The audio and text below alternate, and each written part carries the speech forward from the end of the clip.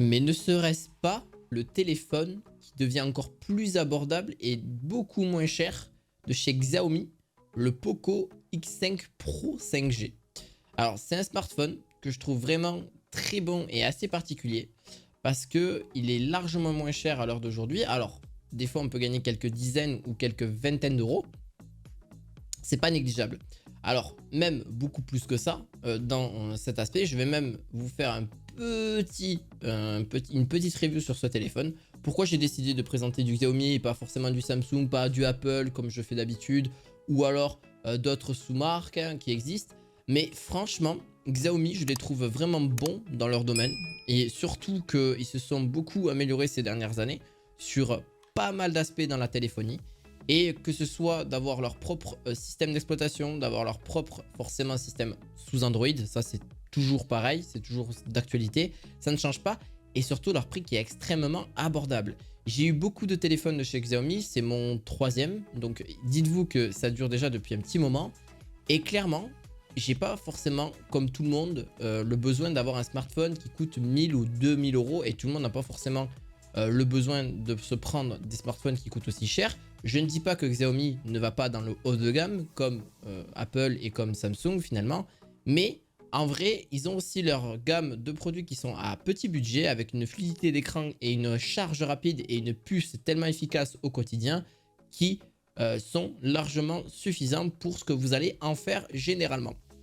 Donc, qu'est-ce qu'on pourra retrouver? Un écran OLED en 120 Hz. On parlera un petit peu du prix après. De bonnes performances, même en jeu vidéo, ça reste ultra correct. Avec une présence de charge rapide. Ça, c'est génial parce qu'il n'y a pas beaucoup de marques qui proposent des charges rapides comme Samsung ou Apple. Bref, vous m'avez compris. Malheureusement, ils ne proposent pas, eux, ou alors très peu de charge rapide. À 67 watts, c'est très très peu. Là, c'est super parce qu'en moins d'une heure, vous avez rechargé votre smartphone. Et tout le monde aime avoir un smartphone qui recharge très rapidement. Et vous allez me dire, attendez, je viens directement. Vous allez me dire, ouais, mais du coup, la batterie va s'épuiser beaucoup plus rapidement. Et du coup, la batterie ne dure pas forcément une journée. Alors non, moi j'ai toujours, par exemple, j'ai eu un smartphone de chez Xiaomi pendant 4 ans exactement. Et je peux vous assurer que la batterie me tient plus d'une journée, sachant que je l'utilise énormément. Je passe des appels, je consomme des vidéos TikTok, YouTube. Je passe aussi voilà, mon clair de mon temps sur mon téléphone et je l'utilise aussi pour travailler en général. Donc, il m'utilise une bonne journée. Il est à peu près 22 heures où il me reste à peu près 15%. Donc, je vous dis que voilà, de 9 h du matin à peu près quasi 21 h, 22 h le soir, c'est quand même déjà pas mal. Donc, c'est à peu près une journée que tout le monde à peu près utilise son smartphone. Je dirais environ parce qu'il y en a d'autres qui l'utilisent un petit peu plus. Mais bon, à peu près, après, on est chez soi. Donc, au niveau de son prix, il reste néanmoins beaucoup plus bas, donc on est aux alentours de 250 € à 270 € en moyenne. Des fois, il peut remonter en termes de prix, donc si vous regardez cette vidéo et que le prix a remonté, malheureusement, ben, vous n'êtes pas allé au bon endroit, mais en tout cas, il est même à peine un peu plus haut, il sera aux alentours de 300 € en général.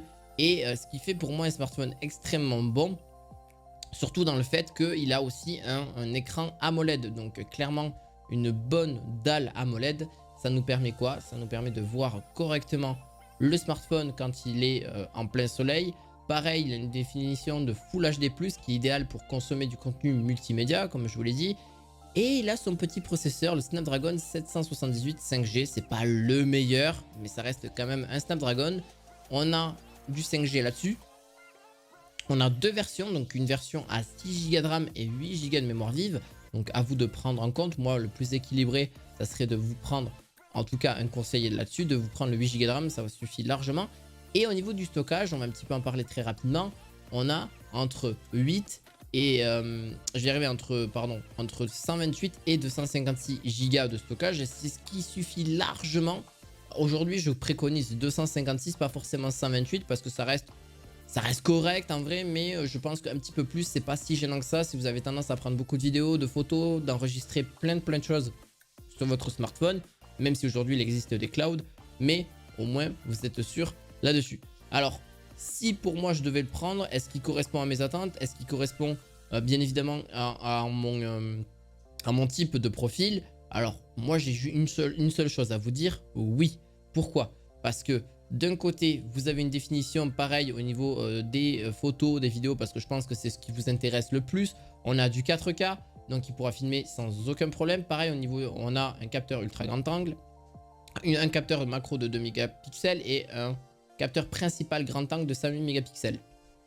Jusque là c'est très correct, ça reste néanmoins vraiment une bonne qualité avec une bonne luminosité. Pareil, c'est un smartphone qui gère vraiment bien, que ce soit d'un point de vue donc au niveau de l'IA etc, comment c'est retravaillé. Alors la version ultra grand angle est vraiment à revoir, je la trouve pas ouf. Par contre la version grand angle est vraiment sympa, ça permettra d'avoir vraiment quelque chose de beaucoup plus net et de beaucoup plus concret. On a aussi un petit zoom optique x2 qui sera aussi là disponible sur ce smartphone. Et bien évidemment, les photos de nuit, si elles sont à peu près éclairées avec une pleine lune sans problème, ça restera correct. Néanmoins, il faudra pas espérer vraiment le meilleur éclairage et vraiment quelque chose qui est vraiment retravaillé, même si néanmoins c'est quand même déjà très bien, on s'est quand même amélioré sur ces dernières années sur les smartphones. Pareil, au niveau de la caméra frontale, je vais pas vous le cacher, ça reste correct, mais c'est pas terrible. C'est vraiment, je vous le dis sincèrement, on peut faire mieux. On peut littéralement faire mieux. Ça, c'est sûr et certain. C'est pour moi pas quelque chose de très concret. Par exemple, j'ai pu tester Fortnite sur ce smartphone et ça reste très correct. Ça reste extrêmement fluide.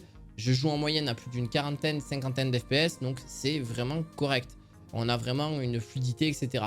Pareil pour Genshin Impact qui après 5 minutes de jeu commence à faire sentir les 35 bons degrés du smartphone, mais après 10 minutes voilà, ça monte à peu près à 43 degrés au niveau du smartphone et ça stabilise aux alentours de 50. Mais il faut savoir que ces smartphones là, même que ce soit sur d'autres smartphones, ils auront tendance à chauffer, c'est normal, ils n'ont pas de système de refroidissement, c'est normal, c'est vraiment très petit déjà, donc c'est logique.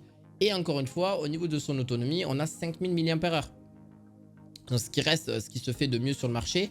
Et vous pourrez utiliser environ votre smartphone en 12 heures. Et comme je l'ai stipulé tout à l'heure, on a 67 watts qui se recharge à 100% aux alentours de 45-50 minutes. Donc en moins d'une heure, votre smartphone est rechargé à 100%. Donc c'est juste génial là-dessus. Encore une fois, ça, pour moi, c'est un des smartphones qui fait partie de vraiment d'une très bonne gamme pour son prix. Là-dessus, on ne peut pas forcément en espérer plus par rapport à ce qu'il nous vend forcément là-dessus.